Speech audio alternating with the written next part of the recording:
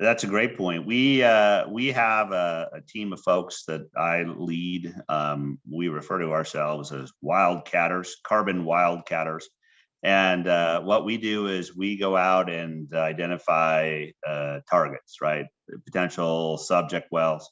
There's so much work that has to happen before we're able to even step foot on a landowner's property.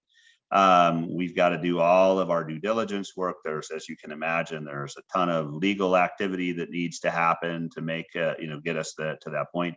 So what we try to do, to your point, is we like to maintain a significant amount of inventory, then that we prioritize based on emission levels. And so, and it's a balance. Of course, we don't want to be heavily overweighted by so much inventory that, that we can't get the work done. And plus, it's a very, it's a significant financial responsibility for our foundation, because every well that we adopt, remember, there's no give backs.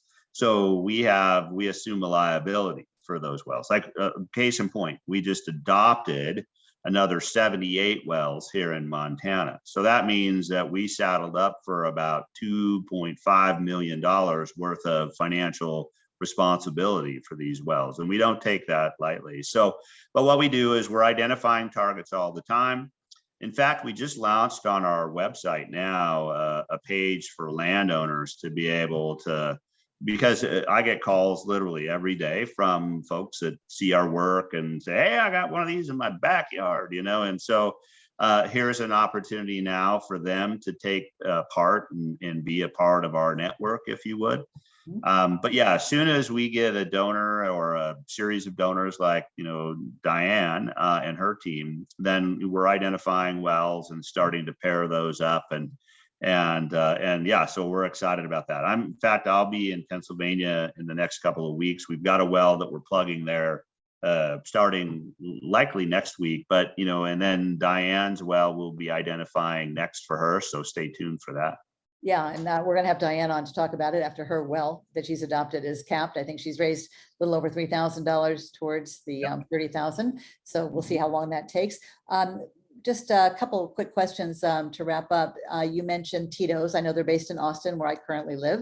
Are there many wells in Texas that you are capping? I would think that yes, there are wells. There are wells all over the place, and certainly Texas has got their share of them.